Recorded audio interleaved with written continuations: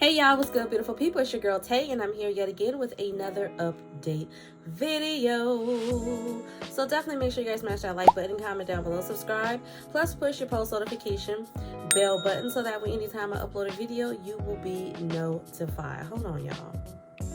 All right, you guys, so let's literally jump right into the news. First things first, happy Tuesday, you guys. It is Tuesday. It's Monday for me, but it will be Tuesday for you guys when you get this video. So let's start off with a little bit of news coming from good old Uncle Bernie. Okay, Bernie Sanders is calling for a 4-day work week. I think we talked about this before, but I just kind of wanted to give you guys a little bit of an update on what's going on with that. That is definitely something that I would love to have myself, depending on the pay though. Okay, so it says the senator has been vocal in the past about the need for a 32-hour work week, tweeting back in February that with exploding technology and increased worker productivity, it's time to move toward a 4-day work week with no loss of pay. Workers must benefit from technology, not just corporate CEOs. Sanders has long advocated for U.S. workers and also recently called for an increase in the federal minimum wage from $7.25 per hour to $17 an hour. Now, I don't know where it's $7.25. I don't know if they're just doing like a national average or whatever, but it's definitely not that amount in California. You let me know if you are in a state where your minimum wage is around that. I'm guessing that is just like the overall median or whatever. Research shows that thanks to momentous advances in technology, today's workers are 480% more productive than workers in the 1940s, which is obvious. Just after the Fair Labor Standards Act was enacted, despite this dramatic increase in productivity, though, Sanders pointed out the result of these changes. Millions of Americans are working longer hours for lower wages. Very true. With the average worker making nearly $50 a week less than he or she did 50 years ago after adjusting for inflation. Yet, despite all of these incredible gains in productivity, over 40% of the U.S. employees now work more than 45 hours per week, 12% work more than 60 hours a week, and the average worker now works 43 hours per week. Many are on their computers or answering emails 7 days a week, wrote Sanders. This is very, very true. Now, you guys know I work from home, and that is literally all I do is sit and answer phone calls all day long. Needless to say that I am very much into this. Now, to be fair, I am on my way to working towards becoming an entrepreneur, meaning I will be going into business myself. But as a person that has been in the workforce for over 15 years, I do understand everything that he is talking about. I do think that a shorter work week is better, not only just for the economy, but also for being able to spend time with your families. That is the worst position to be in as a parent, as a person who has a family that they have to look after, not even as a parent. It could be a grandmother and a wife and a husband, you know what I mean? Just in general, when you have to dedicate so much of your life to going to this place and then come home, by the time you come home, you're tired, you don't want to deal with anything or anybody. Hold on, y'all. You guys, sorry about that. So my son had his tablet up. I had to go and tell him to turn that down. But anyways, back to what I was saying in terms of working all of these hours and just really not having the energy, the time, the want, you know what I mean? I guess at the end of the day, that is something that we all have to sacrifice. But if I can have it my way, I would definitely want to work a 4-day work week versus a 5. You guys let me know down below. Getting further into this article, it says, though the federal government has been slow to embrace a shortened work week, several states, including California, Hawaii, Maryland, New York, Pennsylvania, and Washington have weighed the benefits of a 4-day week. And the U.S. Representative Mark Takano of California has introduced federal legislation that would require businesses to pay overtime for any hours worked above 32 hours per week. Now that I can get behind. Again, I am working towards becoming an entrepreneur, but that was my initial hesitation in the beginning about having a shortened work week, because you definitely get paid more to work 40 hours than you do working 32. But to know that if you do decide to work an additional 8 hours or even more than that,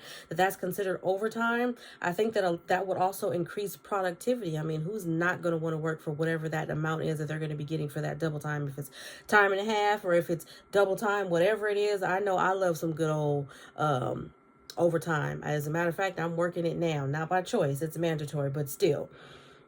Moving on from that note, but y'all let me know what you think about that in the comments section below. Are you for it? Are you behind Bernie? You just really don't care? Don't matter to you? Let me know. Okay. Biden says not yet ready to invoke the 14th Amendment to avoid the debt default. Okay, so President Joe Biden said just recently on Friday he was not yet ready to invoke the 14th Amendment to avoid the United States defaulting on its debts as early as June the 1st. Comments which for the first time suggested he has not ruled out the option, though. I've not gotten there yet, he says, in an interview with MSNBC when asked about the possibility of invoking the amendment. Okay, the divided U.S. Congress is running out of time to raise the federal government's $31.4 trillion debt ceiling, with the Treasury Department warning it could be unable to pay its bills as soon as June the 1st. If Congress fails to act, some legal experts say Biden has another option to avert crisis: invoke the 14th Amendment to the U.S. Constitution to ensure the United States can continue to pay bills. Okay, and then we're going to get into the jargon of the Amendment 14, because y'all know I don't know what it is, and I'm pretty sure you don't either. Section 4 of the amendment, adopted after the 1861 to 1865 Civil War, states that the validity of the public debt of the United States shall not be questioned, but the clause has been largely addressed by courts. Okay, some experts have suggested that Biden could invoke this amendment to raise the debt ceiling on his own if Congress does not act. That would almost certainly lead to prolonged legal wrangling, which could unsettle financial markets. Okay, White House and other administrative officials have examined the possibility, but many have dismissed it as a last-ditch solution unlikely to survive a court challenge, according to a person briefed on the discussions. Okay, Biden and top Republican and Democrats from the U.S. Congress will sit down on Tuesday, which for you guys will most likely be today, next week like I said, today, next week, to try to end the 3-month standoff over the federal debt ceiling and avoid crippling default before the end of the month. Okay, the two sides go in with clear positions. Biden is calling on lawmakers to raise the federal government's self-imposed borrowing limit without conditions, and Republican House Speaker Kevin McCarthy says his chamber will not approve any deal that doesn't cut spending to address the nation's growing budget deficit. So to make a long story short, we're basically in trouble. And I think we're all feeling the brunt of what's going on with the economy already as it is. It's unfortunate. It's hard to find work for some people. And those that are working, like I mentioned from the previous article that I read, are working 60 hours or more, working double jobs, are tired, don't have time to spend with their family. There's just a lot. And some of them, even with working 2 and 3 jobs, even with being a 2-parent household, still are struggling to pay bills. Okay, everything is getting out of control. So I sure hope that they do whatever it is they need to do to get things under control. Moving on from that, though, let's talk about a later school start time. So, the Florida Senate on Thursday last week, May 4th, gave final approval to a bill that would lead to many high school students seeing later school start times in the future. I think that they should do this all around: elementary, middle school, and high school. It shouldn't just be for high school. Now, my children in California, well, we're in California. You guys know that my children are in school, and I believe that my daughter, my eldest daughter, who's in high school, I think that she has late start, and I believe that my second to eldest daughter, who is actually getting ready to graduate and go to middle school, has late start. I think that this is a good option. It's not super late. Okay, we're talking about a difference between, at least out here, we're talking about a difference of them going to school, being there at 7:30 to being there maybe at 8:30 or even 9 o'clock. I still think that's early in the morning to make a difference. I don't think that there's anything wrong with that. The only problem with the later work week is for parents who are working, who are in single parent households. And I know you guys are probably like, you talk a lot about people who are parents, because I am a parent, so I can relate to those situations as a single parent. As a matter of fact, with me starting my job at the time that I started, it would be difficult for me to get my child to school at that time. So what I would want them to do is, let's implement this late start, but let's also give the option to have them dropped off at an earlier time, whether you choose to keep them in the cafeteria enjoying breakfast, doing some extracurricular reading, or whatever that may be. Let's give parents the option to choose whether or not they want to bring their children to school an hour or so later, or if they want to bring their kids to school at the normal time. I think that would definitely be a great option, but y'all let me know. Again, drop that down below in the comment section. The Senate voted 38-2 to pass the bill HB 733, which was approved March 31st by the House. Senator Nick DeSiegel, Representative Republican of Indian Rocks Beach and Senate Geraldine Thompson, a Democratic representative of Windermere, cast the dissenting votes Thursday. The bill would prevent middle schools from beginning the instruction day earlier than 8 a.m. Again, see, that's still not that bad. While high school students would be barred from starting the school day before 8:30 a.m. Okay, the changes would have to go into effect by July of 2026. About 48% of Florida's, if I didn't mention this before, this is in Florida, of Florida's public health schools start school before 7:30 a.m., according to the legislator's Office of Program Policy Analysis and Government Accountability. That was a mouthful. Another 19% of high schools start between 7:30 a.m. and 7:59 a.m. Some senators Thursday raised questions about how the changes would affect issues such as student transportation and after-school jobs. So yeah, those are all very significant claims to bring up, which is why I said give parents the choice for those who can't afford to get their children to school at a later time and it's not affecting anything, including the children's after-school extracurricular activities. I think that is definitely a great option to have in place for parents who are able to accommodate that for their children. But supporters have pointed to studies that say later start times would benefit high school students.